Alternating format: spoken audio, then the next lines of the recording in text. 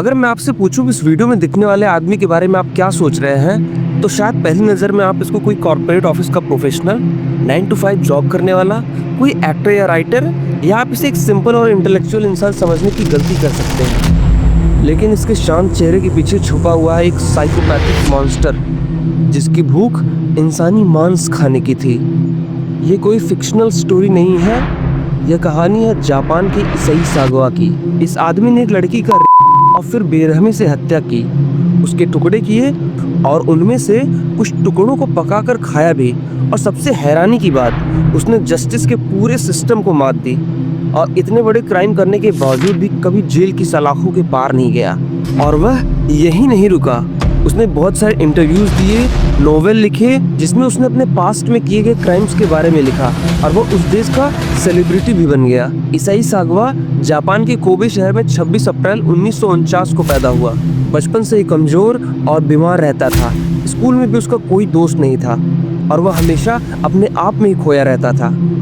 जैसे जैसे वो बड़ा होता गया, उसके अंदर एक अजीब सी आदत जन्म लेने लगी।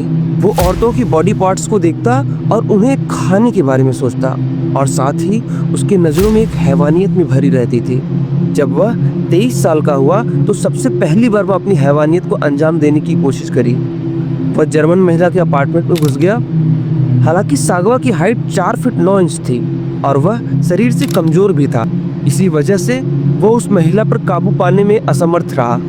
और जब पुलिस ने उसको गिरफ्तार किया तो उसने अपने साइको प्लान को छुपाते हुए ये बताया कि वो अपने गलत नियत की वजह से उस महिला के अपार्टमेंट में घुसा था।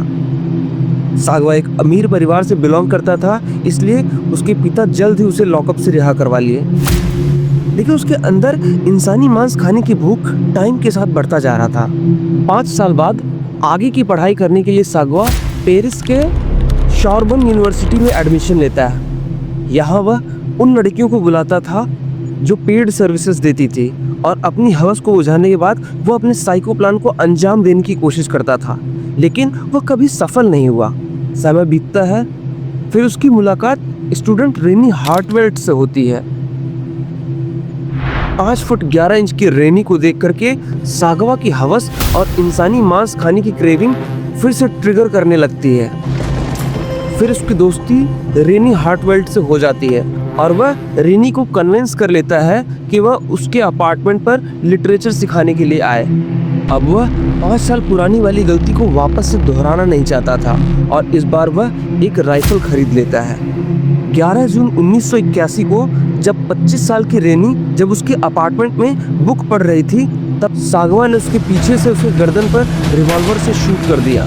इन सारे इंसिडेंट्स के बाद जब पुलिस सागवा को गिरफ्तार करती है तो पुलिस को बताते हुए वह कहता है कि जब उसके गर्दन पर गोली लगी थी तब वह जिंदा थी। एक बार को उसके मन में आया कि एम्बुलेंस को बुला दे, पर उसकी शैतानी दिमाग उस पर हावी होता है और वह सोचता है कि उसने इस समय का इंतजार 32 सालों से किया था।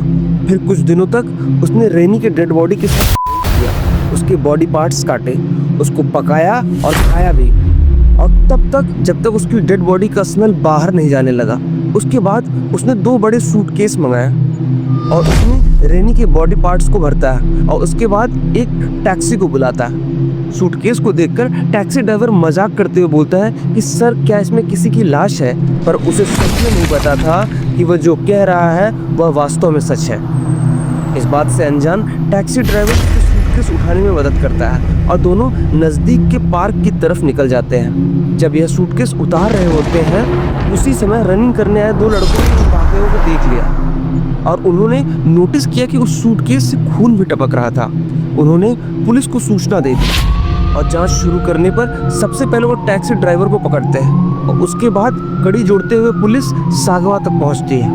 पुलिस ने जब सागवा के अपार्टमेंट की छानबीन करी तो उन्हें वहां पके हुए मानव मांस के ट्रेसेस मिले और वहीं कोने में पुलिस को रेनी की आई पैड और कपड़े भी मिलते हैं। हर बार की तरह सागवा के धनी बाप ने सागवा को छुड़ाने के लिए एक टॉप के लॉयर को हायर किया। कोर्ट में ट्रायल चलता है और सागवा के लॉयर ने सागवा को कोर्ट में पागल साबित करने में सफलता मिल जाती है और उसे 4 साल के लिए फ्रांस के साइकाइट्रिस्ट यूनिट में भेज दिया जाता है, जहां उसका बस नाम का इलाज चलता है। वहीं उसने द फॉग नाम का एक नोवेल लिखा। और आप ये जान करके हैरान हो जाओगे कि उसमें इस नोवेल में एक लड़की की मर्डर और फिर उसकी डेड बॉडी के साथ रेप करने के बारे में लिखा है, जिसको बाद में उसने बॉडी पार्ट्स को पका करके खाने के बारे में भी लिखा है। यह कहानी सीधा सीधा उसके किए गए हैवानियत की दास्तान को बयां करती है। 1986 में कानूनी खामियों की वजह से सागवा को पूरी तरीके से फ्री कर दिया जाता है और वह यही नहीं रुकता। उसके बाद उसने फॉरेन फिल्मों में भी काम किया, जहां उसने एक महिला को खाने का एक्ट किया। उसने एक इंटरव्यूज में कहा कि जैसे किसी आदमी को किसी औरत को देखकर अट्रैक्शन होता है, वह उसको हक करता है, किस करता है, मेरे लिए भी उसे खाने की इच्छा होती है। ये भी एक तरीके का अट्रैक्शन ही है। और उसने आगे जोड़ते हुए कहा कि पता नहीं किसी को ये इच्छा क्यों नहीं होती है, यानी किसी को इंसानी मांस खाने की इच्छा क्यों नहीं होती है। नवंबर 2022 में 73 साल की उम्र में सागवा की मौत न्यूमोनिया की वजह से हो जाती है। ईसाई सागवा की कहानी सिर्फ एक मर्डर की नहीं है, ये था सिस्टम का फेलियर। एक नरभक्षी, एक कन्फेस्ड किलर जिसने कभी जेल नहीं देखी, बल्कि उसने अपनी कहानी से फेम कमाया। क्या ये जस्टिस था या एक सिस्टम की हॉरिफाइंग मिस्टेक? आपका क्या कहना है कमेंट करके जरूर बताएं। और ऐसे वीडियोस के लिए हमारे चैनल डी शो हिंदी को सब्सक्राइब करना ना भूलें।